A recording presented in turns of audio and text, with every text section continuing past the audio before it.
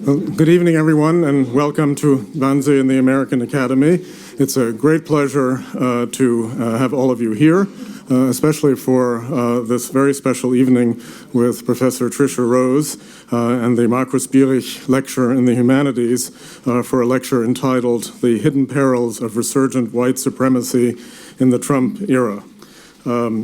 It is a pleasure also to have Nora Bierich here with us, who has her own identity as a Japan scholar and translator.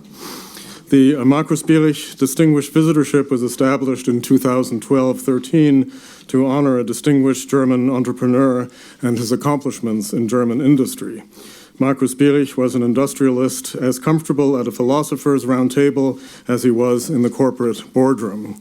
When he studied philosophy in Hamburg with Ralph Dahrendorf, he was convinced that a certain fluency in the world of logic and ideas would lay the groundwork for success in the practical or more practical world of business.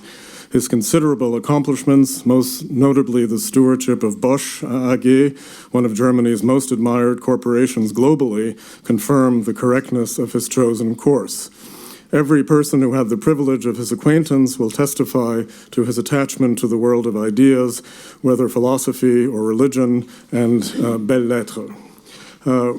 As you probably guess, we have written gift agreements when such a generous fund such as this one is given to us, and it's very unusual to be tempted to read from one of these agreements, but I'm going to indulge in that because this one is really particularly appealing, I find, and that is as follows. The Markus Bierich Distinguished Visitorship in the Humanities should facilitate access to important scholarship and academic debate for professionals, including from the worlds of business and politics.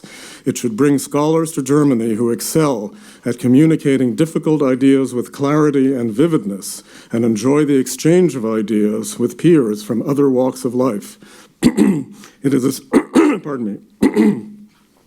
It is essential, and this is a directive to us, it is essential to always include the suffix in the humanities when referring to the visitorship and the lecture, hence the Bierich Distinguished Visitorship in the Humanities and the Bierich Lecture in the Humanities. So there we are. Very important lesson. So in all of these contexts, it's particularly appropriate and meaningful and pleasurable to introduce my colleague, my friend, Tricia Rose, an internationally acclaimed scholar and speaker, award-winning author, and media commentator. Tricia Rose is Chancellor's Professor of Africana Studies and the Director of the Center for the Study of Race and Ethnicity in America at Brown University. She also serves as Associate Dean of the Faculty for Special Initiatives.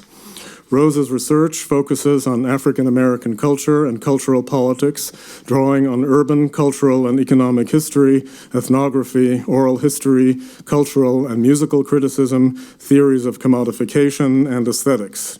She is well known for her groundbreaking book on the emergence of hip-hop culture called Black Noise, Rap Music, and Black Culture in Contemporary America. Black Noise grew originally from her doctoral dissertation and is the first piece of published scholarly work to open hip-hop's legacy to scholars, granting it legitimacy and ultimately shaping the field of hip-hop academic study. Black Noise won an academic book award from the Before Columbus Foundation in 1995, was voted among the top 25 books of 1995 by the Village Voice, and in 1999 was listed by Black Issues in Higher Education as one of the top books of the 20th century. In 2003, Rose published an oral narrative history of Black women's sexual life stories called Longing to Tell, Black Women Talk About Sexuality and Intimacy, illustrating the complexities of exploring Black female sexuality in contemporary culture. Her third book, The Hip-Hop Wars, What We Talk About When We Talk About Hip-Hop and Why It Matters, appeared in 2008. She is currently working on a project called How Structural Racism Works. This evening, she'll discuss the resurgence of white supremacist trends in the Trump era, what they mean for American society and for political life in the near future. After Tricia's talk, we'll have time for a question and answer session. Please wait for a microphone to reach you. Tell us very briefly who you are, and as I often say, please remember with economy to ask a question. And after you share in that collective work, you are all invited for a modest reception next door. So, Tricia Rose, welcome. Thank you, Michael. Thank you so much. Wow, that's a lovely introduction. Much better than my normal bio. I'm going to have to borrow that. Goodness, look at all of these people here. This is fantastic. Thank you so much for coming out. Can you hear me okay? Yeah, in the back? Okay, fantastic. Thank you very much, Michael, for that lovely introduction. I'm delighted to be here. I want to sort of shout out all the fellows, some of whom I met today, some of whom I'm colleagues with back at Brown and elsewhere in the country. I really want to thank Johanna Gallup for doing an extraordinary job, being on top of everything with grace. And now I see that I've met her a great deal of style, which I didn't know from the internet. And Axel Zilke, who's a friend from Hamburg, here he is, who came all the way from Hamburg to hear this talk. I thought, I could have summarized the argument on the internet for you, but thank you for coming. It's very kind of you. And Katie Galore, a good colleague and friend, and Michael's wife, who I'm really appreciative of. But I really want to take a moment to thank Michael for extending me this honor to be able to serve as the Marcus Burek Distinguished Visitor and Lecturer in the Humanities, which was not on my sheet, but now is being spoken. I'm honored to be able to take seriously the question of how complicated ideas can be made public and available for consumption, for digestion, for transformation. And so I'm honored that he thought of me in the context of this very specific distinguished visiting position. But he's also been a role model and a visionary for me as a scholar. You know, when he was at Brown, which we were very sad when that was no longer the case for the time being, when he was at Brown, he was very kind enough to extend to me the opportunity to serve as an interim director while he was on leave. And at the time, I was not an obvious choice. We could spend a lot of time on that, but that's really not why I'm here. But I was very, very much not the obvious choice. But a lot of things that I learned in that role that he made available to me and trusted me to take care of, he had great staff, but he still trusted me, was very important for my career as a person, as a thinker, and as an institutional animal. And I can talk more about that later. But anyway, you're a great mentor and a great friend. So you are lucky to have him. So I don't know, give him a hug every day. Okay, from me. Okay. So I actually wrote a paper out, which is not what I always do, and it's a little bit of down looking, so I will try my best to look up as I can. I have this very bright and strange light in case things go wrong and I really need to read closely. So that's just a heads up and warning for what might happen. Okay, I'm going to jump in. In the immediate aftermath of the election, when white acquaintances, neighbors, and some friends told me that they had voted for Trump, or shared that other people that I know did, these admissions were often accompanied by an adamant assertion that they did so but did not support his racism. I was dumbfounded and deeply confused. I wondered for weeks, a state of confusion which stretched to months and now apparently will stretch to years, how it could be that people who I thought were squarely against racism, or at least clearly in support of racial equality in principle, could support someone who based his campaign on such clear racial vitriol, among so many other things, and other kinds of discriminatory promises and platforms. How do we account for this gap? I wasn't alone in grappling painfully with this outcome.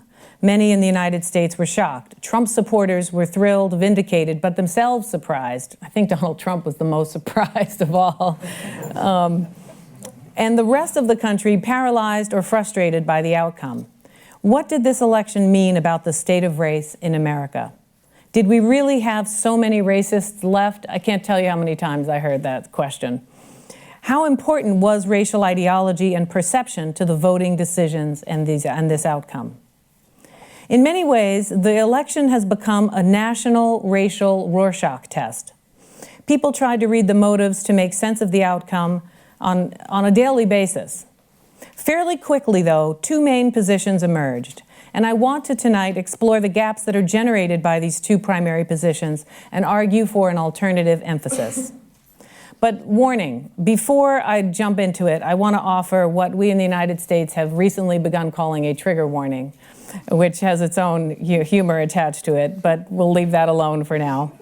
The talk is about whiteness and racial analysis of liberal whiteness, the things that we don't normally interrogate when we're frustrated about Trump. We think of it as an opportunity to kick the can, and we're not going to kick the can tonight. We're going to talk about liberal whiteness, which means it's very likely that it will disrupt some kind of comfort zones that we might have about what got us here.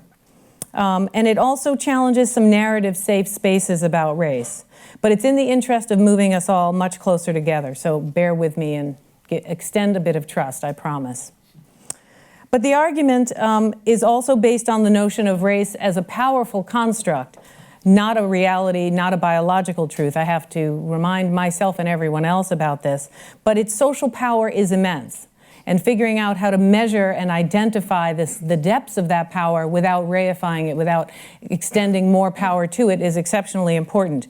But to look at a bird's eye view of race means collapsing differences at the same time. So the higher up you go in thinking about what got us here to this moment of Donald Trump and Lord knows what else is coming, means that the subtleties of the nuances between various different groups who may not be part of the black-white dyad, but who are informed and constructed by racialization itself, are not going to be the focus of what I'm doing. So you'll see some very big categories. Don't think that I'm not aware of the fact that they're quite big and not comprehensive, but they do tell us very important things about the process of what got us here. So those are my trigger and other warnings. I'm going to jump in. We ready to rumble? All right. Okay. So two arguments emerged very quickly in the weeks and months after Donald Trump was elected. The first main explanation for how we got Donald Trump was that explicit racism drove his supporters, and that this kind of thinking, as powerful as it seemed, was no longer mainstream, but was institutionally empowered by electoral college politics, voter disenfranchisement, and more recently, Russians, apparently. I mean, I say that half joking, half not. And I guess James Comey in some indirect way, the FBI director who, was worried about Hillary Clinton's emails right before the election.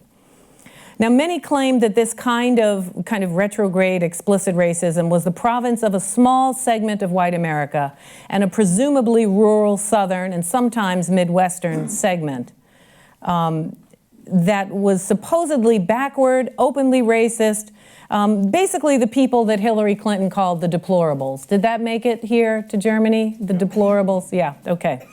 Trump relentlessly fanned racist flames, this position also argues, and stoked the racial and social fears of what Richard Nixon once called the, quote, silent white majority, a group described as disgruntled whites who feel racially displaced in their, quote, own country, end quote. Now, there's clear evidence and truth to support an argument that open racism may have inspired Trump fans. Any footage from his rallies will indicate a fairly consistent racialized form of hostility, encouraging people to pretty much beat up protesters at the rally. No sense of this rule of law we're always hearing about. The building a wall was not just about protecting the borders, but from keeping what he falsely labeled as criminal Mexicans, which was basically all Mexicans, rapists, murderers, and the like, from crossing the border. Again, a racialized use of ethnicity, which gets back to my point about the big categories of race. A rabid, racially framed hatred for all things Obama that goes back much earlier. The nature of the Muslim ban, which itself, again, was a combination of religion and racialization. And then probably one of the most sort of shocking moments was his support for the good people involved in the Charlottesville white supremacy march. That, I can imagine any other president getting away with reserving the label of good people for that particular constituency and none other. And still today, support remains for Trump, even with this, and even with more escalating speeches, policies, and appointments that clearly reinvigorate the ideology of white supremacy in its most extreme sense. The realization that Trump supporters included a large segment, though, of Eastern and Western coastal, middle-class neighbors and co-workers of liberal voters, in other words, suburban and urban whites who live near or in multiracial cities, who people assume believe in racial equality, this realization only added to the shock and confusion among liberals, especially white liberals who thought they, these other groups of white people, not us, voted for Donald Trump. The second main thesis is that the support for Trump was not about racism, and that was an overused explanation, and it had much less to do with racial hate, and there weren't that many deplorables involved, and is much more to do with white economic fragility. It was about jobs, jobs, jobs, jobs for parents, jobs for your children, about shrinking opportunities, and it was argued that this group of fragile American workers and middle-class citizens were being ignored and stepped over. The suffering of white working class and middle class Americans has reached new levels with a staggering ongoing upward distribution of wealth, shrinking safety nets, and a loss of livable wages for jobs that has been a steady decline in relative equity for the past 40 years. So this is a very legitimate point. The losses are real. But this second position, that's jobs and not race, as an explanation for the rise of Trump, implies that economic fragility stands apart from racial consideration, that this economic fragility is an unraced kind of fragility, and relied as well on the idea that Democrats ignored this group of disadvantaged white workers while favoring a non-white group of workers' needs. Some who have made this argument have claimed that Democrats talked too much about racial issues, which privileged people of color over whites, and should have instead emphasized some form of colorblind class argument. And I had an experience about a week after the election out to dinner with an acquaintance more so than a friend or close colleague, but someone who had explained to me what I call their civil rights bona fides, right, more than once. So I was expecting a nice liberal chit-chat, you know. And he was just so irate with Hillary Clinton for, you know, going to so many black churches, and why was she always seen with so many black people? And if she hadn't been seen with so many black people, you know, by the end of 15 minutes, I was like, goodness, you know, it's got a little heavy. I had to order extra wine for that one. Because I didn't really even know what to say. I was actually kind of dumbfounded. I hadn't yet worked it all out. It was only a few weeks. But this real feel that somehow to attend to the white working class, it can't be a cross-racial, multiracial context. And that somehow she was supposed to know this. The second thing that's happened around this position is many American foundations encouraging researchers to figure out what happened with the white working class, and we haven't been paying enough attention, the argument went.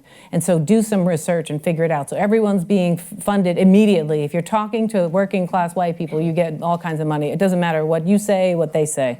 So keep that in mind if you're coming to the United States. Now, a highly celebrated version of this second thesis about white loss and anger, and also about being left behind, is found in sociologist Arlie Russell Hochschild's Strangers in Their Own Land, Anger and Mourning on the American Right. In it, she argues that the white right wing, a cross-class but significantly Southern group, feels economically, culturally, and socially displaced and disadvantaged.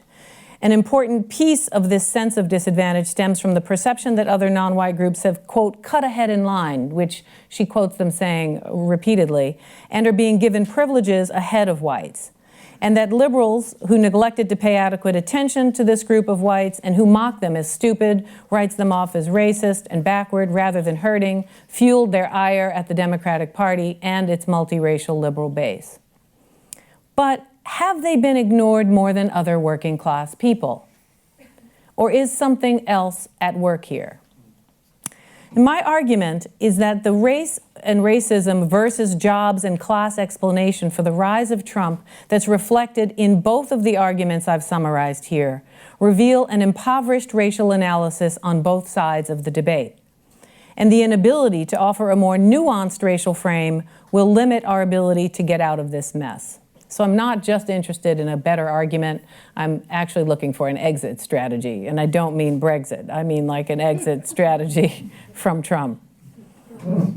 Rather than the unrepentant old school racists or deserving but underattended to hard-working whites, I want to argue that the following brought us to this ugly precipice. 1, an impoverished racial analysis of Trump supporters that consistently severs race from class and underestimates the ways that race and class work together for white Americans in mutually reinforcing ways. And 2, that both the liberal and conservative, and I'm going to eventually use the word reactionary in replacement of conservative, but both the liberal and conservative deployment of the notion of colorblindness over the past 40 years has generated ripe conditions for white racial resentment and has reduced the capacity for reflection on how whiteness and the legacies of racial hierarchies work across class. So the core of the argument is that white resentment and fragility is driven by both an economic and a racial crisis. And it's my argument that the blind spots of liberal colorblindness, not old-fashioned racial hate and hierarchy, Charlottesville notwithstanding, played a central role in creating these conditions of racial resentment. An example of this kind of liberal blind spot, a funny example, I don't know do you all get Saturday Night Live, the comedy show here in Germany? No? Okay, well, if you can go to YouTube and Google a skit that was premiered the Saturday after the election, and it was a kind of an expose of that moment. Everyone in the United States watching the elections, was just traumatized. I mean, as the night moved on, you got closer to midnight, people were just either drunk or exhausted or took a whole bottle of Xanax. I mean, they have all kinds of stories on the internet of just surviving this shock. So the skit has a group of, white liberals, these are all writ large categories, in a, looked like they were in Brooklyn, basically. And they were all saying, this is so great, we're gonna have our first woman president, this is fantastic, cheers, this is so great, I'll be able to tell my children, everyone. And then as the time clicks along, they start getting worried, and they start saying things like, he won Kentucky, but that's where all the racists are. And then Trump might actually win. And you have two legendary black comedians who are part of the skit, David Chappelle and Chris Rock. And they participate by basically constantly challenging the shock of white liberals, right? So Dave Chappelle says, oh, really, you're surprised he might win? It doesn't shock me. And then finally, as it looks like Trump is going to win, one of the women says, I think America is a racist, and I just can't believe it. And Chappelle says, oh my God, I can't believe it either, I never knew. And so this goes on and on, this sort of absurdity of like the realization that the Trump victory and the shock it generated was really a blind spot across the political divide, right, but not across the racial divide. The skit was both about the shock of the moment of realization of this victory and suddenly being brought face to face with white racism, not just in the racists out there somewhere, but everywhere. Rock and Chappelle are not shocked because from their point of view, liberal whites were not actually all that far from Trump supporters in their lack of capacity to grasp the point of view of the black racial lived experience. It's a limited and simple framing in this skit that's overdetermined by stereotype and masculinity in some ways, but it was an effective challenge to the liberal white colorblindness at a pivotal moment in the election season. But it was very hard to sustain, so this kind of critique has actually been very limited. So colorblindness, I want to argue, as a racial justice strategy, is probably the most powerful Trojan horse for the resurgence of white nationalism and supremacy in the post-civil rights era. Support for white grievances based on race is not a sign of the failure of colorblindness to overcome histories of white supremacy, but rather that colorblindness is the result of the successful stifling of a proper, to my mind, development of anti-racist reflection and analysis. What is colorblindness? So colorblindness is the idea that we end histories and practices of racial discrimination by treating people without any regard for race. And it emerged as the signature white liberal racial mindset intended initially as an antidote to the racial logic of Jim Crow forced segregation in the US, which was a caste system used as a visible and fixed used a visible and fixed color line to enforce racial hierarchy and buttress extreme white advantages and social power. So the logic of colorblindness was this: if Jim Crow relied heavily on whites marking and identifying race everywhere and keeping a very strict color line and attaching extreme privileges to whiteness across the class hierarchy, then the end of Jim Crow, following colorblind logic, would require the end of whites seeing race at all. The origins of this, I know it sounds absurd, but it's important. I'll talk about the absurdity later. The origins of this colorblindness as a form of racial equality actually has its most significant roots in Supreme Court Justice John Marshall Harlan's famous dissent vote in the legendary case Plessy versus Ferguson in 1896. Plessy was a landmark case that advanced the separate but equal doctrine for assessing the constitutionality of racial segregation laws. And in this famous dissent, where he challenged the court's support for racial segregation, he lost 7-1. Harlan stated, quote, "Our Constitution is colorblind. It neither knows nor tolerates classes among citizens." In the context of slavery, that's an interesting claim to make, but it's a useful one, and it turned out to be an important idea. But despite the Supreme Court's defense of separate but equal doctrine, Jim Crow was not consistently practiced.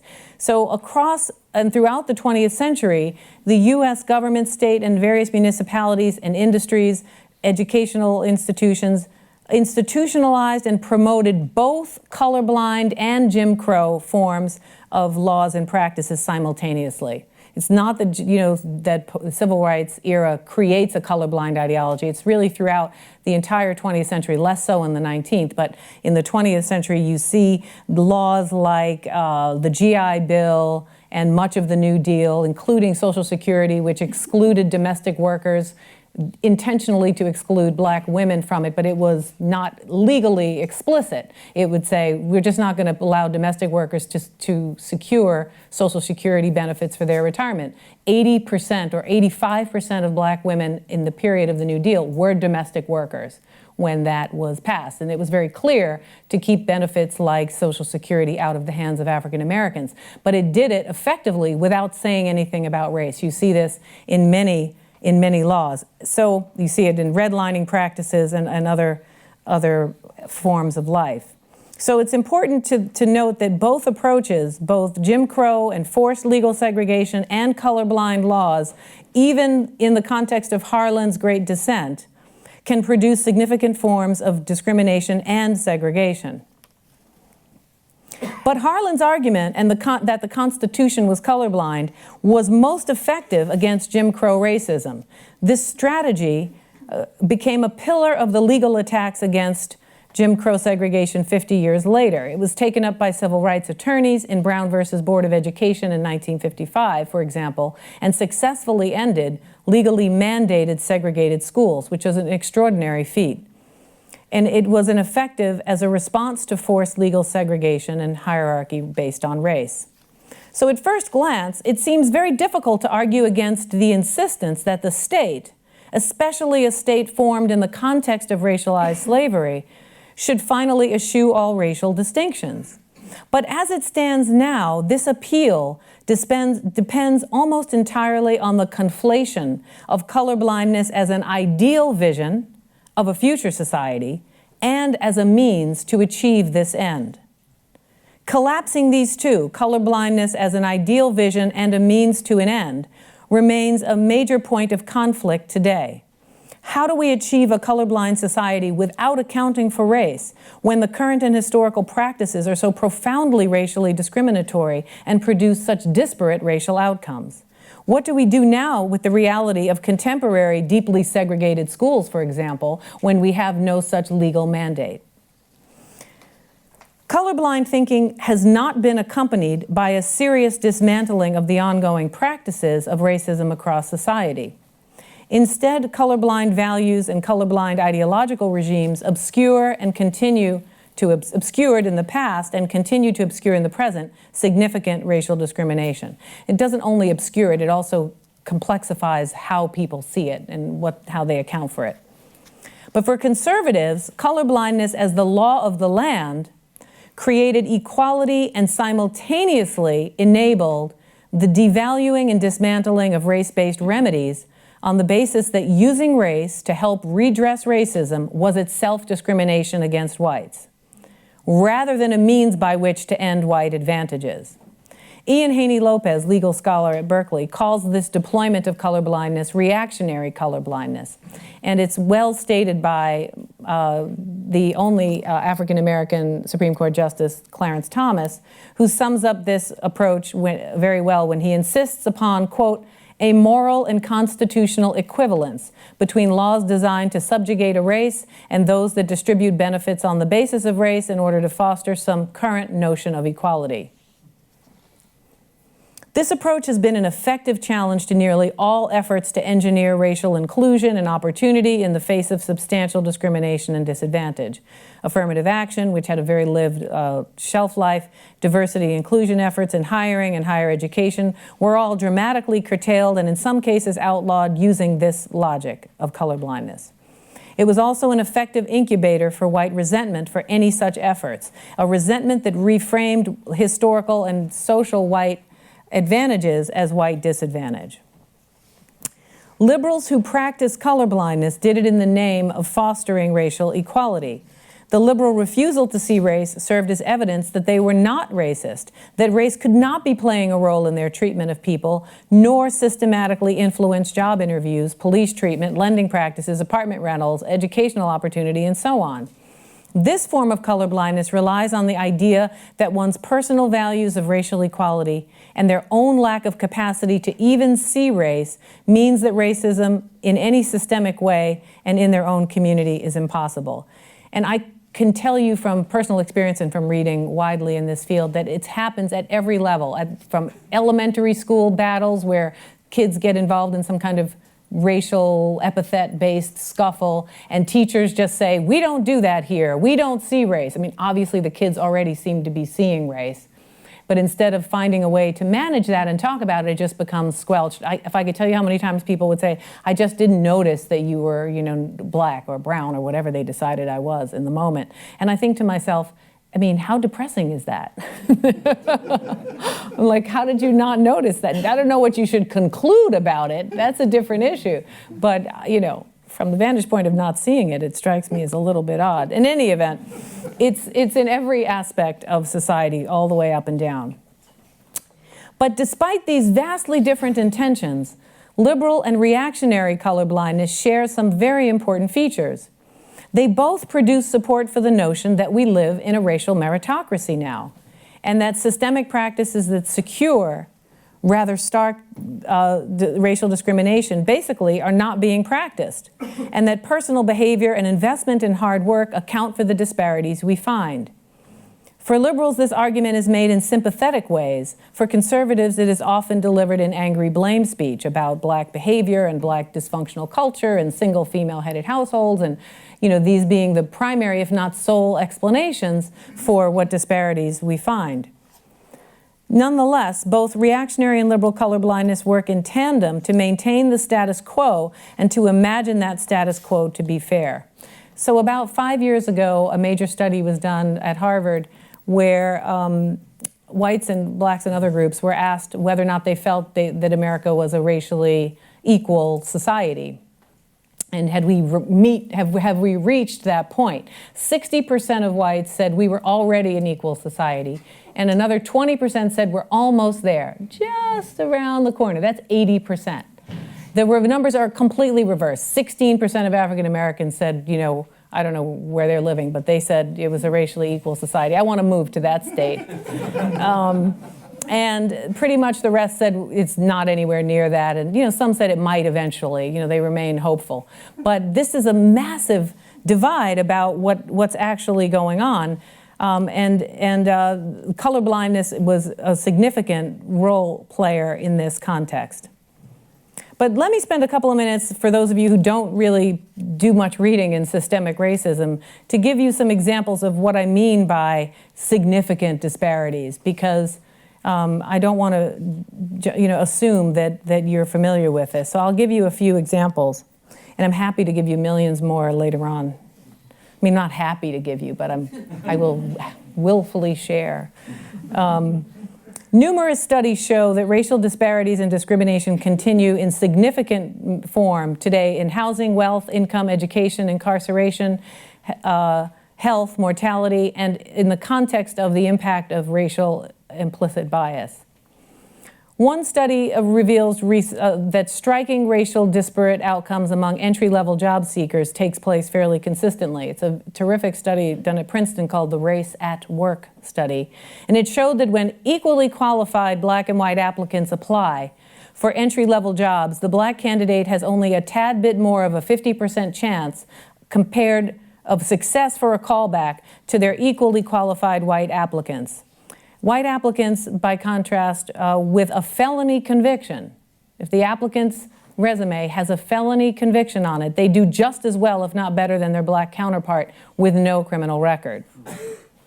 Job discrimination is, and this is entry level, job discrimination is only one piece of a much broader array of practices which result in chronic disadvantage for black people. There's ample evidence of systemic apartment rental steering that keeps qualified black apartments applicants out of better neighborhoods. There's banking discrimination against applicants whose financial profiles and credit qualify them for better, lower interest loans with better terms, and instead are targeted for subprime loans, which were internally called by Wells Fargo ghetto loans, and have high punishment for penalties and balloon payments, and which they were specifically targeting black women who were trying to put their families into houses very specifically in the paperwork. You don't usually find a smoking gun like that. And for example, in addition, although blacks and whites use drugs at the same rate in the United States, blacks are 6 more times likely to be arrested and jailed for drug use. And poor black defendants with very similar defendant profiles, accused of very similar crimes, consistently face longer sentences than their white counterparts. And the list goes on. Many liberal people who subscribe to the idea that we should not see color have very good intentions. But this doesn't make racism go away. Instead, colorblindness has rendered a wide swath of Americans literally unable to see how racial categories and racism works all around us. It prevents us from seeing how white advantages have been baked into the past and into present policy opportunities and networks, rewards, and how they've been passed down and accumulated in families across generations. It pretends that the accumulative effects of this systemic racism have simply disappeared into thin air. The ideology of colorblindness and the denial and disbelief it generates is maintained by significant residential, educational, and social segregation. We still have enormous educational segregation. We were just discussing that over dinner with a gentleman who I can't find right at the moment. Oh, yeah, there you are. And we also have that kind of segregation in a wide range of institutions. By operating from the colorblind-based belief in a leveled racial playing field, both liberal and reactionary colorblindness has had 2 important effects. Actually, it's 3. Sorry about that. 3 important effects. First, it disincentivizes reflective thinking about white racial identity, legacies of disadvantage, and how they operate in society. In historical terms, it was basically the blink of an eye between the end of Jim Crow and the triumph of racial colorblindness. I mean, it's hard to imagine that it's reasonable for the centuries of deep and nearly fixed in society firm racial hierarchy and boundaries would be magically erased by the claim of equality and a personal commitment to refuse to see race. What happened instead was a repression of more subtle and complex analysis of race for whites, leaving the category of race itself for non-whites to figure out what to do with. And this repression generated a discursive incoherence and discomfort. To whites, talking about race seemed itself to be racist. There's a fantastic book on this by a sociologist named Eduardo Bonilla Silva, and it's called Racism Without Racists, and studies long conversations with liberal whites, young liberal whites, on various questions. And he studied the ways that they answered, the incoherent ways they answered very straightforward questions whenever the questions turned to race. Not all the questions were about race. But they couldn't make sense of contradictions. They couldn't use racial language, and this is very common even in my classrooms, where people will tell you about black people or brown people, but then they'll just say other people or the people. And I often point out, well, if we're going to get in the business of labeling some groups of people, you have to label the other ones. And they're like, well, who are they? I'm like, you mean like the white people? And they look stricken, you know, like I've said something terrible. I'm like, repeat after me, white. You can't just throw black out there. It's not right. And so there's a kind of incapacitated transformation of whiteness because it's literally unspeakable. So that's one, a disincentivized reflective thinking about white racial identity. Two, it fueled what one scholar has dubbed white fragility, which is a refusal, in its refusal to account for or see race, even when it's performed with good intentions. In fact, perhaps most dangerously when it's performed with good intentions, plays a seminal role in producing a fragile form of whiteness. Her name is Robin DiAngelo, and she describes this white fragility this way. She says, white people in North America live in a social environment that protects them from race-based stress. This insulated environment of racial protection builds expectations for racial comfort, while at the same time lowering the ability to tolerate racial stress. White fragility is a state in which even a minimum amount of racial stress becomes intolerable, triggering a range of defensive moves. These moves include the outward display of emotions such as anger, fear, and guilt, and behaviors such as argumentation, silence, and leaving the stress-inducing situation. These behaviors in turn function to reinstate white racial equilibrium. The third outcome was, which is sort of a combination of these two things, the combination of colorblind repression of racial analysis, which generates a discursive incoherence, along with this fragility, has helped to maintain an uninterrogated and protected whiteness. Other scholars have called this white vulnerability, which is identified as much more likely to occur in the studies of Trump voters. It's a perception that through no fault of their own, whites are losing ground to other groups, and that racial resentment has been the primary driver of this vulnerability, even when accounting for income, education, or level of employment. So that's to say that upper middle class voters for Trump also feel this vulnerability, that somehow blacks have an advantage, not just poor whites who might in fact feel more fragile all the way around.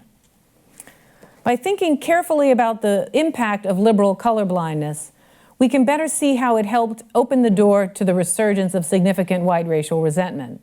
This resentment is especially high in response to claims that black people and other people of color face racial discrimination, and that whites have some kind of racial advantage. If nobody sees color, which is the operative claim, and if the law requires equal opportunity for all, and actually the government claims to protect such, the logic goes, then society is fundamentally fair. And if this is so, then all the complaining about racism, which you hear all the time apparently, is a greedy black demand for more than their fair share. And I've heard this many, many times from, well-educated people. I don't know about intelligent, but they've been to school a lot. In this context, and in the context of the federal government's role as being charged with protecting the rights of racial minorities vis-a-vis anti-discrimination law, whites then become the unprotected, aggrieved, disadvantaged group. And it's important to think about this in the context of All Lives Matter. You've followed the Black Lives Matter versus All Lives Matter. It doesn't really make sense unless you're thinking in a much more nuanced way, not just rabid, hostile whites, but this sense of aggrieved, disadvantage grows from this transformation of the role of how we see race and the ways in which we imagine a meritocracy. But it is also true that the public defense of racial equality, the fact that the country has moved to a place where we technically, for the most part, definitely before Trump, understood racial equality as a value that society strove for, if not lived up to. And this is a change in American history, and this, coupled with the public protests about discrimination, compounds the experience of fragility for whites. They reduce what Du Bois has called the psychological wages of whiteness, a kind of public deference and recognition afforded working class and poor whites over time that elevated them, if not financially, then socially above black people throughout history. And this was exceptionally important There are studies of, oh, it's too long. I'll tell you in the Q&A. Never mind. So colorblindness then prevented Trump supporters from seeing how their urgent need for good jobs, which is true, was yoked to a desire to return to an era when racial respect, coded as racial privilege, offset the economic disrespect that they endured. This connection between racial and economic needs disconnects many white workers from their obvious colleagues, workers of other racial groups, and it helps remain and retain a rather stark divide among a multiracial working class. So in a colorblind produced imagination, whites who think they stopped seeing race and who think they have no advantages, and those who bemoan the loss of social status of whiteness of the psychological wages to which Du Bois referred, can agree, even if they're not all politically right-wing, they can agree with the core message in Trump's slogan, "Make America Great Again." Liberals make a dangerous mistake when they imagine all Trump supporters to be a marginal group of unrepentant, previously dormant, old-fashioned white supremacists. These deplorables are a core part of his base, to be sure, but so too are many more moderate and perhaps even liberal whites who have been especially hurt by neoliberal policies and confused by the fiction of colorblindness. Voting data show a broad cross-class and cross-regional Trump effect who cannot see how race was a part of the reason they feel aggrieved and therefore grow more resentful about being accused of being labeled racist in any way. And that becomes a big trigger in these debates about Trump. This latter group expresses colorblind racial resentment that has as its origins in liberal colorblindness. It's not an origin in segregated era racism. The liberal urge to disown white Trump supporters as racists and thus not like us miss a crucial opportunity to do a more in-depth analysis of how racial thinking across the political spectrum actually produces racial inequalities. Rather than creating a truly just multiracial society, the practice of colorblindness under conditions of systemic racism robbed many citizens of the ability to cultivate new anti-racist identities. It's essential for liberal whites to consider how their own racial blind spots played a role in bringing us to this point, as frustrating and irritating as that may be. Although the election continues to be a disturbing reality, it does provide us with an urgent opportunity to rethink what we believe to be true about race in America. It encourages us to confront the ways that liberal colorblindness has worked against the development of progressive racial thinking, and to consider new modes of racial analysis to help us propel ourselves out of this quagmire. Thank you very much.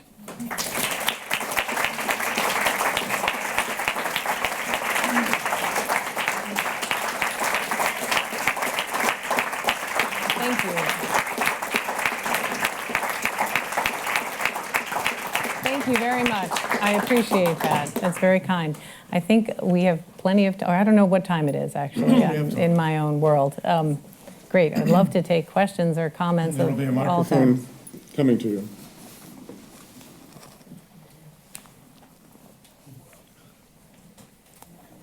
One here, one there, and one there.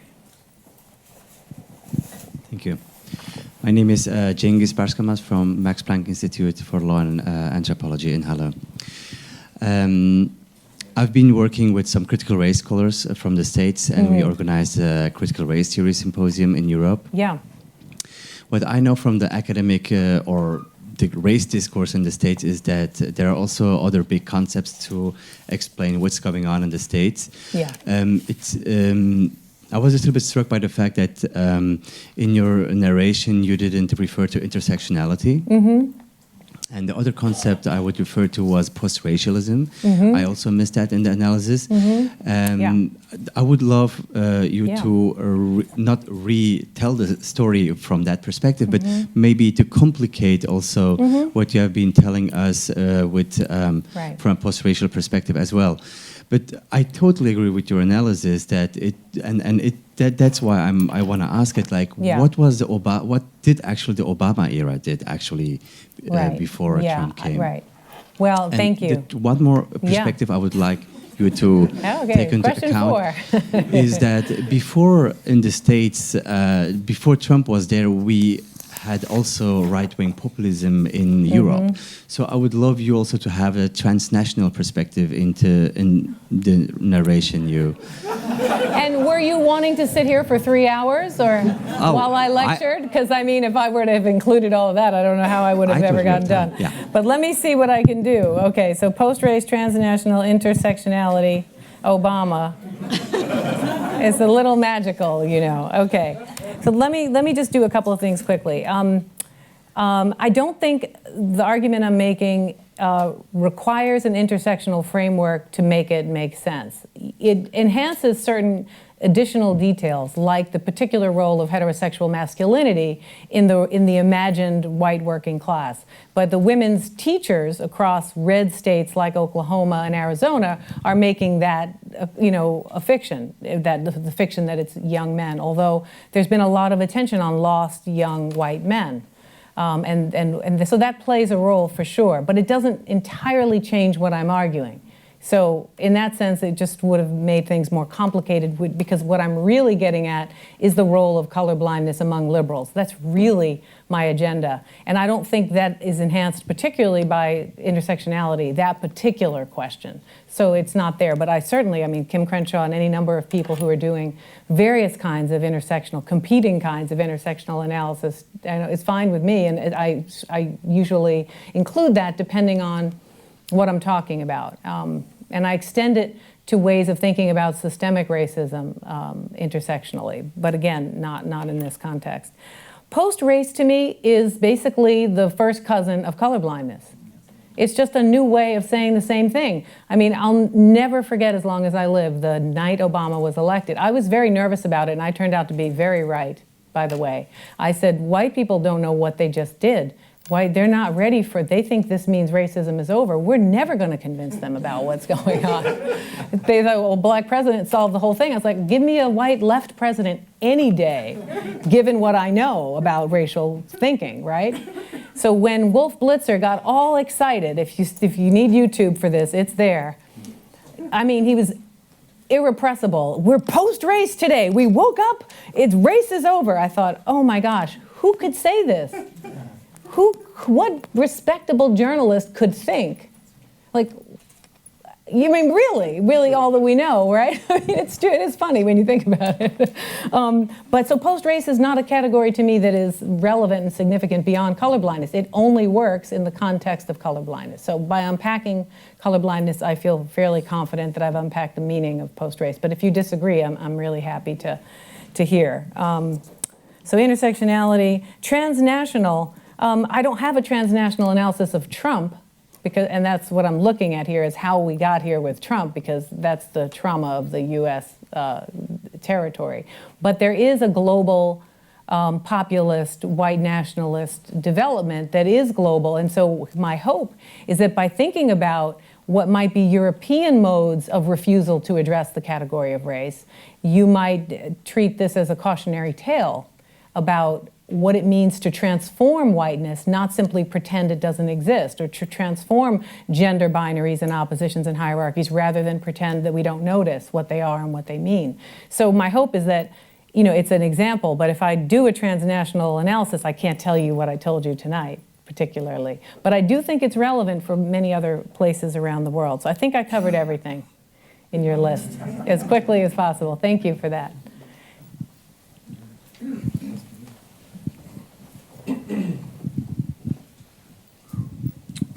Thank you. Manfred Nitsch. I'm an economics professor here at Freie Universität for political economy, and interested.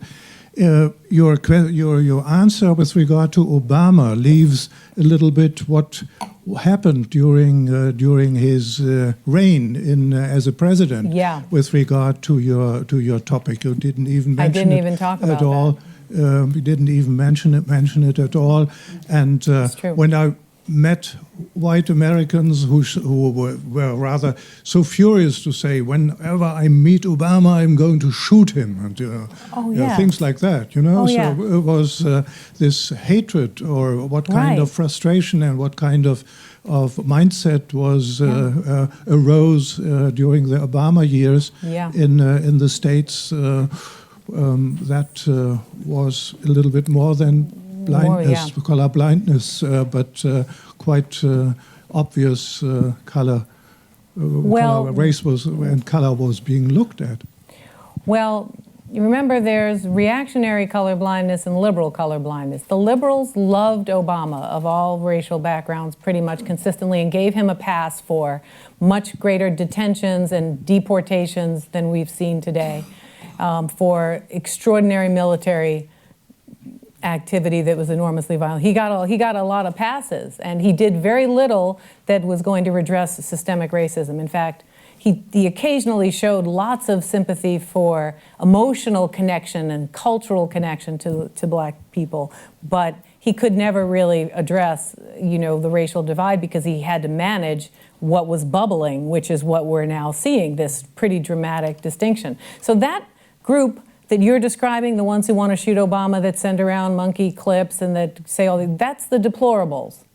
I mean, I'm not using that literally. I'm just marking the space off in the argument, right? They exist and they got more intense. What was really shocking were people who began to be expected that somehow he would be able to transcend certain kinds of expectations about people who were disadvantaged, and they expected it to apply to them as whites, that he would be able to basically treat them as a disadvantaged group, since he was in the business of, in their mind, taking care of disadvantaged groups. And when that didn't happen, mainly for issues of capitalism and Wall Street and the rapacious nature of predatory capitalism, then I think there was a rage among that group of people, not the ones who were always hostile. But he pretty much launched the Tea Party. I mean, if someone else had won, I don't think we would be here. We would not be here without Obama. This is an answer to Obama, without a shadow of a doubt. Now, there's a lot of different answers to that, because a lot of whites who voted for Obama the first time voted for Trump the second time. So there's a lot of research to be done about unpacking this.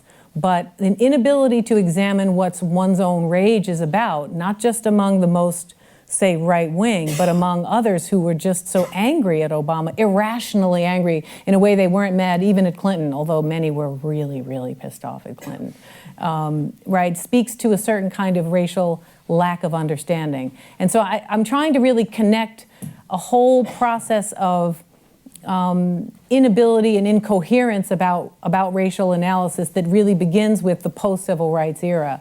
And the point of continuity for that is colorblindness. And until my argument, we can disagree, but my argument is that unless we unpack that, all these other extremes will not actually be respondable to, right? We won't have a lingua franca for that. But thank you for that. That's a very good point. I guess you're the boss. It's nice having him. Andres Nader from the Era Berlin, that's an NGO in Berlin working on these issues. I thoroughly enjoyed your talk, and I'm especially thankful for your the various ways in which you looked at colorblindness, since colorblindness is a huge issue here as well in Germany. It's one of the favorite ways to avoid the issue. Since I have to ask a question, which Michael said we had to do, my question was, as you were talking about right now, as you were talking about Obama and what he actually did, I was wondering if you was just say a couple of sentences about what you think about the power of. I'll ask the question this way. Let's see what you do. The power of symbols. How symbols work out in the trajectory that you've traced. What kinds of symbols? Well, I mean, the symbolic value of Obama being a black American? Right, okay. And the way he reacted to police, to racial police violence, etc. Yeah. Which is different than Trump. Yes. So I think my sort of off-the-cuff answer, that's a really, really interesting question. One thing is that because the investment into Obama was that we elected him because, as if race didn't matter, he became a colorblind black president, which strikes me as really odd. The first guy to get in the office, it's post-race, day one. Can't talk about, so that's odd, right? But what that produced was a strange kind of celebratory of the self. People were very self-aggrandizing about having put him in office. It really was out of control. And then more importantly, they were unable to manage his actual racial presence. because they didn't really have a way of thinking about that and how they might or might not be included in that. So the symbolism was at once a symbol of colorblindness, and yet a symbol of necessary blackness in order to prove the colorblindness of the actual voters who supported him. And again, that's why I think this question of thinking through how people are attached to these symbols, is so important. And I'm not against Obama. Let me just say, I know he was very popular here. I'm not against him any more than I am most presidents in the United States. In fact, I can't really think of one I wouldn't have a lot of criticisms of. And I'm not a presidential historian. I'm not even a political scientist. I am a racial analyst and an African-American cultural and historical analyst. And from that perspective, Obama was a very complex figure. And if you're really honest, he was able to do very little. And if we're stuck with Trump for 8 years and all of the ways that may turn out to happen, I would really rather have not had Obama. And there's really no question about it. We could be stuck in the Supreme Court and the Justice Department, for a long time, undoing, gay rights, undoing women's rights, undoing abortion rights, undoing, the list goes on and on and on. Yeah, but thank you for that. Yes. Amy Rubin-Snyder, I'm a fellow here. I want to go back to the question about intersectionality and ask if you think there's any role or any place in your argument for misogyny and internalized misogyny. Oh, I mean, in my argument or in an argument about Trump? In argument about Trump and in your argument. More than room for that. There's plenty of room for that. But I'm not sure I'm happy to give you my sense of misogyny in a minute, but I'm not sure how a discussion of his misogyny, which I'm in other talks about, other elements of this, I'm happy to deal with. I'm not sure how the colorblind argument gets revised. It actually, it provides a bigger critique of white women more than anything else, which, I really don't want to do in particular more than, it's already doing a lot of bashing of liberals in general. But when you think about, the kind of unity that's right now really trying to be forged among women of color and white women around a feminist agenda, because there's a tremendous amount of work on the ground and it's very intense and terrific. And there's the Women's March, year 2 was bigger nationally than the first year, but there's a lot of friction because the colorblind rhetoric of we're all women and we're all against Trump and we're not racist is pretty much the basis of most liberal white women's participation. And women of color end up in the position that they've often been in during intersectionality and before, of either explaining or doing other work and staying out of it. And that if we can get this colorblind thing going, it would be fuel to the fire of a really multiracial feminist coordinated activism, because that ideology of liberal colorblindness is the single biggest impediment to thinking about gender in intersectional ways in the women's movement. There's a fantastic poster somewhere on the internet during the first women's rally of all these women all excited and walking around. And there's one black woman with a self-made sign and she's sucking on a lollipop. And she says, don't look at me. 95% of us didn't vote for him, but half of white women did. Go ask them, right? And I think it's an interesting question because this idea of women's movement as if all women are attacking Trump. No, basically half. So what are the other half doing? That's a fair question. And how do we think about that form of gender intersectionality, right? But it still relies on liberal and reactionary colorblindness. So that's where I threw all my eggs for this basket. But the misogyny is staggering. It's actually staggering, and it's. I think again, if it weren't for Trump, we wouldn't have the Me Too movement. I don't think we'd have the Time's Up movement. I think people just realized the gloves were off, and in a way it's horrible, but maybe it's a good thing. So if we can get these things out of our way, I think there's real potential. But if we don't get whiteness thought about more carefully, I don't think this is a fix. That's really what the heart of my argument is about. Did you want to follow up, or are you? No? Okay. Thank you, Amy.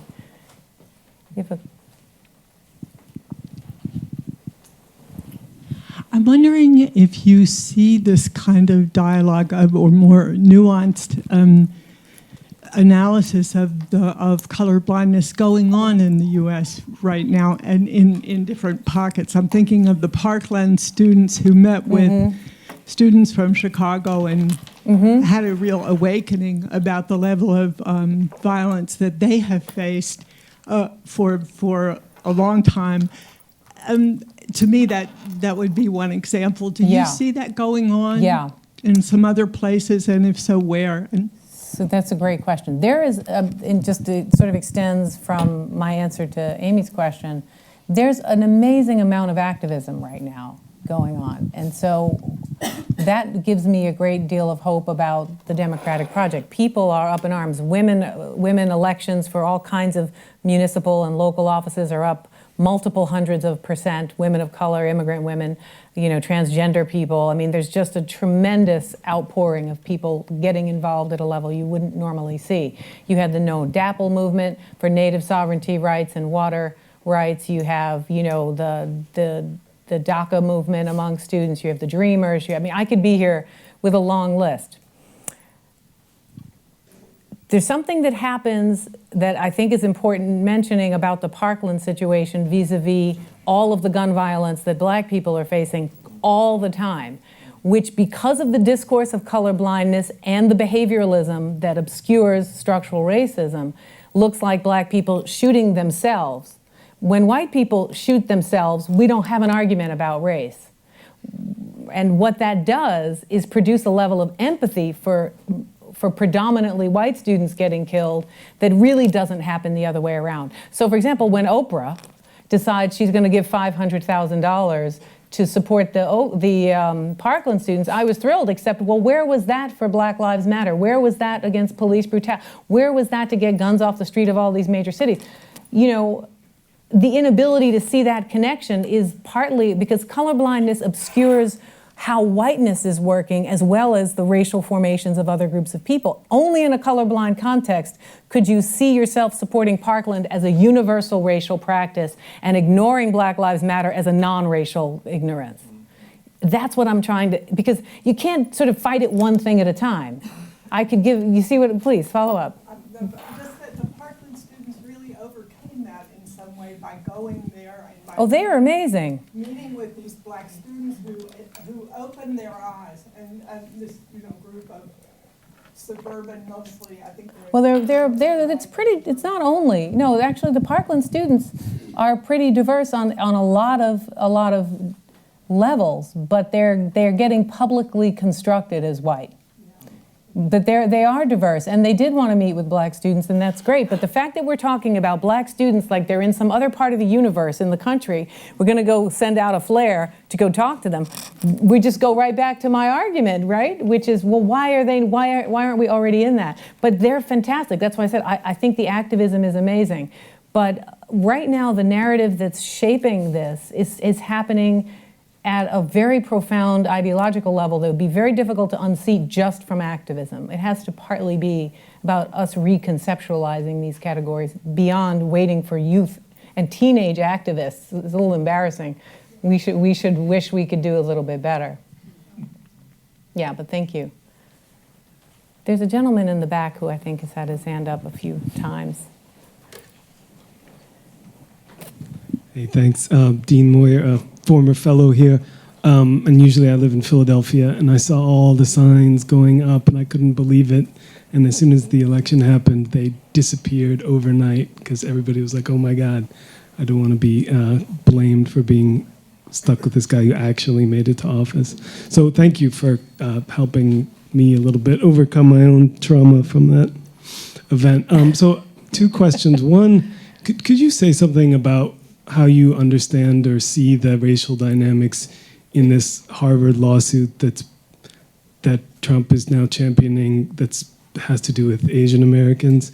So how you see this kind of Asian Americans protesting affirmative action because they're the ones who lose out, and what the kind of racial dynamics are there.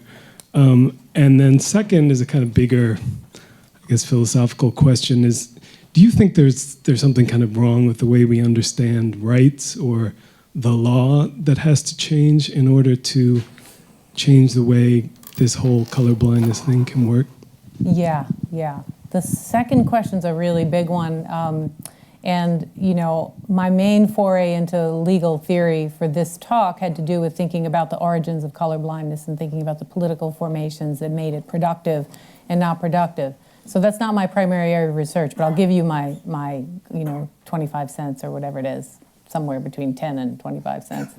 I think that anti-discrimination law in particular has been narrowed to work as something that can be empirically proven to be happening in every instance. So, and intersectionality is actually very important in anti-discrimination law because you can pretty much only make a claim to being discriminated against as a person of color or as a woman, or sexuality. You can't make a claim for any 2 or 3 of those experiences. And so the burden of proof for anti-discrimination law is on the individual, which completely negates the systemic purpose of having anti-discrimination law. It's not just random. It's there to address a legacy that's quite easy to verify overall. But every case has to be sort of individually proven, and the burden of proof is on the individual, and that individual can only claim one category. So the way we think about discrimination law and the way we enact it, anti-discrimination law rather, has to be significantly altered, to my mind. But again, it has been a battle around individual rights and around this question of, real resistance to this kind of change, despite our objective values in the broadest sense. I think it's going to be a really interesting issue to think about what to do with Asian Americans because of the fact that their admissions advantage is primarily based on test scores, not necessarily everything else that goes into the picture. I mean, the advantages that they're claiming are being used as disadvantages, I guess. So it's going to be a very interesting battle to think about racialization of Asian Americans in the context of that and whether or not, I'm not sure what Trump's response is to this. I haven't really followed his response to the Harvard lawsuit. What did he say before I? I'm not sure he's actually aware of it. But that, I thought you said Trump's the Sessions Justice Department seems like they're going to be supporting this effort and being the ones to claim colorblindness by supporting this Asian American group that's suing Harvard. Well, they're going to support that until it looks like it means no white people are going to Harvard. And then no, I'm really quite serious because I mean, if you take it numerically, if you don't have national quotas and regional quotas and legacy quotas for people whose parents went to Harvard, and if you don't have quotas for people who give $1 million, and if you don't have quotas for athletes, and you just basically do it in whatever way the right wing wants us to think should be a colorblind, entire, pure meritocracy, which you still have to have standards for what makes merit merit. That will work until white advantage is made a disadvantage, and then it will not be the effort. But again, that has to do partly with with the maintenance of racial privilege and what are the means to achieve that. But it's going to be a battle. That's going to be a big issue. Now, it's already been proven, despite the obsession with test scores, that high test scores do not prove or even correlate directly with success in college. Not with grades, not with long-term outcomes. The evidence is completely against testing. Most of the standardized testing for college admissions are they're directly related to gender, race, and class in terms of statuses of privilege in those categories. That the wealthier you are, the more likely that you are to be white or going to predominantly white schools, to be male, you do better on these standardized tests, and that's fine, but that doesn't actually say that you will do well in college. So it's going to be very interesting to see what eventually happens with this mountain of evidence that already exists against that. But that's an interesting question. I'm glad you raised that. I'll have to look in to see what Jeff Sessions is doing with that. Although... One or two more questions? Thanks. There is a discussion in the USA about Professor Mark Lillard's positions and thoughts about identity politics. Would you please tell us a bit what you think about this? Tell me what part of his argument you want me to focus on and what you're understanding. The ones in Future Liberal. The what? The Once and Future Liberals, this actual book or his article in the New York Times, 2016. Yeah, well, what aspect of his argument do you want me to talk about? It's a huge argument. Do you agree what he thinks, or what is your position about it? Well, what argument of his are you asking me to agree with? You want me to summarize his argument for you, or you want to tell me what you're interested in? It's a big argument. It has a lot of pieces to it. I mean, I can tell you my general opinion, but you just want my general opinion? My general opinion is that when we get rid of racialized categorizations, we will find what is derogatorily referred to as identity politics less productive and less meaningful. But the problem of identity, the critique of identity politics is only as useful as it begins with whiteness, which it does not. Right? It does not begin with whiteness. It never touches whiteness. This is actually a critique of the critique of identity politics right here. I'm basically saying, okay, we want to do that, then let's figure out what's actually going on with this big invisible category that we don't talk about. It's used primarily to challenge marginalized groups, women, queer, people of color, efforts to illuminate the way their status, perhaps multiple statuses in those groups, are being deployed in institutional ways in relation to an invisible white identity politics. And there's just literally, it's as if it doesn't even need airtime, right? We can just simply, it's just another way to do what I would call, anti-black racist work under the guise of better theory. Now, in the reality, remember I said in the beginning, caution, trigger warning, and also caveat that, race is a social construction. These are not fixed things forever. But the more we ignore the power of how whiteness is working, whether it's working class whiteness, intersectional whiteness with gender, with sexuality and class, any one of those is all right to start with. Unless we start there, we're not going to be able to unpack why marginalized constituencies are invested in these identities. Because first of all, they cannot escape them. They cannot escape them under these current conditions. And to pretend that they can escape it, as Clarence Thomas seems to suggest perpetually about his own life and everybody else's, is not only unproductive, but politically gutting of influence, power, and recognition. So I'm against that argument. It's a sophisticatedly well-done version of an argument that I do not agree with. Okay. I think there was maybe a last question here. It's coming.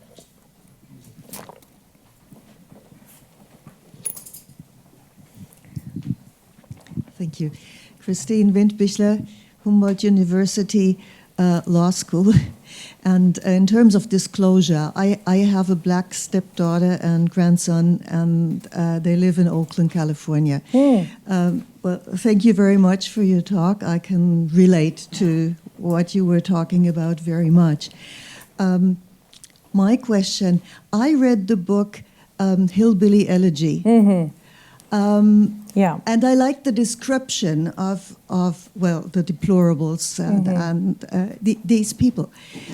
But I disagree with the perspective, with the analysis, that everybody can make it, like you just said about Clarence Thomas. And another notion in there really struck me as very, very strange. The author describes the opioid addicted and jobless white people as depressed and without any perspective, and speculates that the African American community is more optimistic. What do you say about that? That's a great question to end on. Okay. So, this is another great moment, not unlike the Parkland versus sort of Black Lives Matter or Black Lives Matter and White Lives Matter or All Lives Matter or whatever it is, to really interrogate how race functions as a way to shape our interpretive lens. So, the crack epidemic was a crime epidemic that infected cities and destroyed law and order, and people were punished brutally and consistently. There was no rehabilitation programs. People were just simply deeply incarcerated for very small, relatively small levels of drug use and infraction of the laws. For having crack versus cocaine were like 10 times the amount, right, that you had 1/10 the amount of crack would be like having 10 more times worth of cocaine in terms of what kind of jail sentence you would face. And this was easy to do because the victims and perpetrators, the entire system of crack was largely a black drug epidemic. There was no empathy for a call for what to do about the crisis. It was literally a black problem brought on black people by themselves, autonomously. Police choices didn't matter. Fragility based on economics didn't matter. Being depressed and out of work because they don't want to work, right? That's basically the national argument. The opioid crisis comes along, and lo and behold, we're talking about rehabilitation. We're talking about rehab centers to help people get things that I would never want to stand against. I'm thrilled that that's the response. But what is the price of that response? If you watch this from an African Americans are just everybody who weathered the crack epidemic is despondent about this gap because it's just proof.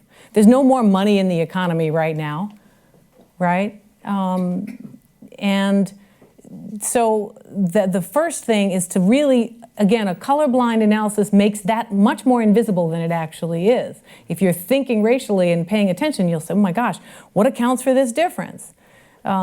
So that's one thing. But in terms of hope, I think that if we could, with a magic wand, end what I'd call a kind of racialized, largely racist attitude among many whites, they would find African Americans to be very helpful in figuring out how to survive the brutality of predatory capitalism and the destruction of opportunity, right? We're very well versed in how to survive that.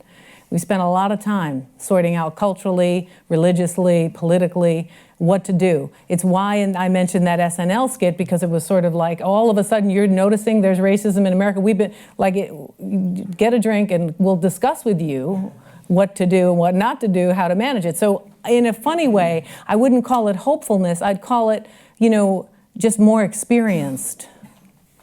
And that experience, if we're serious, should be tapped. I really do mean that.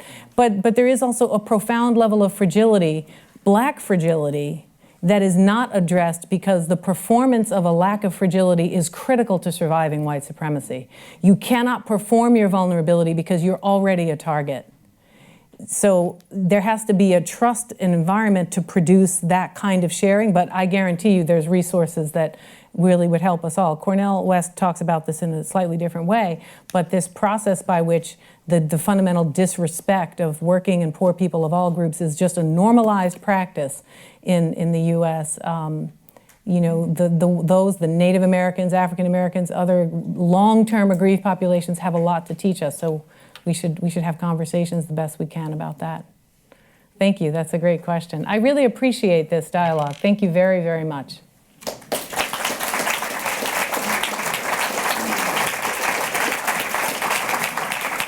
Thank you. Thank you.